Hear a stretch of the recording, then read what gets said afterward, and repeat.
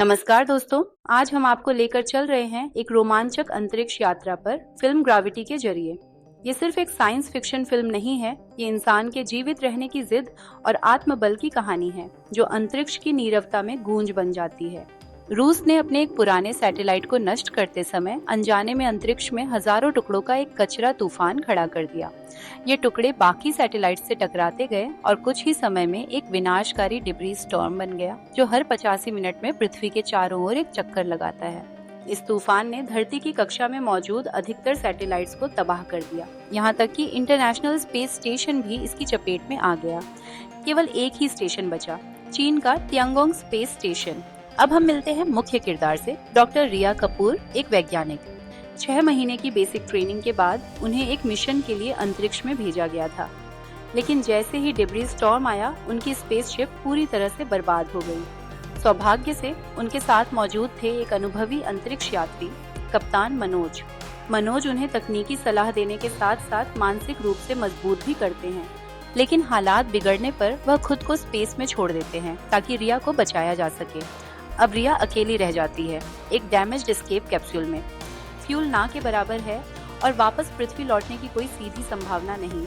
एकमात्र उम्मीद है पास की तियांगोंग स्पेस स्टेशन तक संभव पहुंचना, जो लगभग 100 किलोमीटर दूर है। रिया कोशिश करती है, पॉड स्टार्ट करती है, लेकिन कुछ नहीं होता। बार बार प्रयास करने के बाद वह जानती है फ्यूल खत्म हो चुका है। उन्हें लगता है जैसे वह किसी मेटल के ताबूत में कैद है। वो पैनिक करती हैं, बटन दबाती है, चिल्लाती हैं, लेकिन स्पेस में आवाज सुनाई नहीं देती। थोड़ी देर में वह शांत होती है और आखिरी बार मिशन कंट्रोल को कॉल करने की कोशिश करती है। पहले भी कई बार प्रयास किया, लेकिन सैटेलाइट्स नष्ट हो चुके थे, इसलिए कोई जवाब नहीं आया। लेकिन इस बार एक आवाज सुनाई देती है। कोई बुजुर्ग व्यक्ति किसी अनजानी भाषा में बात कर रहा है।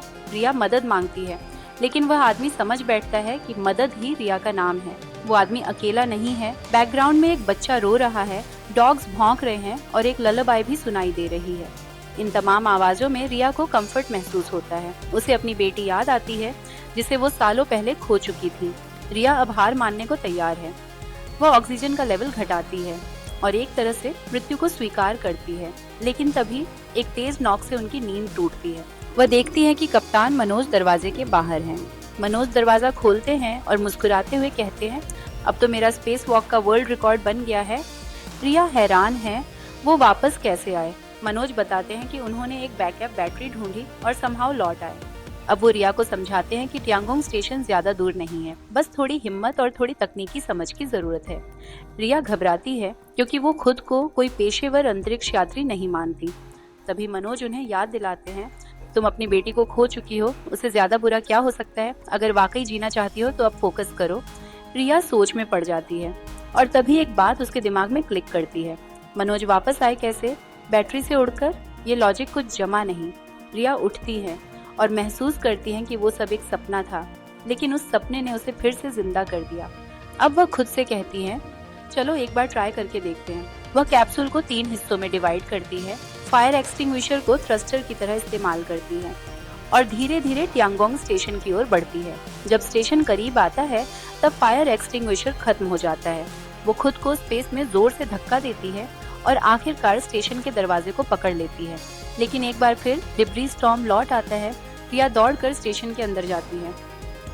अलार्म बज रहे हैं, अंदर प्लांट्स लगे हैं और ट्रेडिशनल चाइनीज एलिमेंट्स भी दिखते हैं।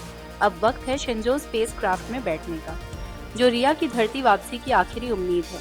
रिया कैप्सूल में जाती है, लेकिन एक और मुश्किल, पूरा कंट्रोल पैनल मैंड्रिन में है। रिया घबराती है, लेकिन फिर याद आता है शिंजो और इंटरनेशनल स्पेस स्टेशन में कंट्रोल सिस्टम सेम होते हैं, सिर्फ भाषा अलग है। वो धीरे धीरे अपनी याददाश्त और अनुमान से सही बटन दबाती है और सेपरेशन प्रोसेस शुरू हो जाता है।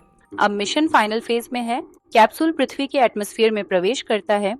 बाहर आग लग रही है, सिस्टम्स फेल हो रहे हैं, लेकिन रिया अब अंदर से शांत है। कैप्सूल एक लेक में लैंड करता है। रिया को पानी में डूबते हुए सांस लेने में तकलीफ होती है, लेकिन वो किसी तरह बाहर निकलती है। वो तैरती है, ऊपर जाती है और जैसे ही पानी से बाहर आती है, वो खुलकर सांस लेती है।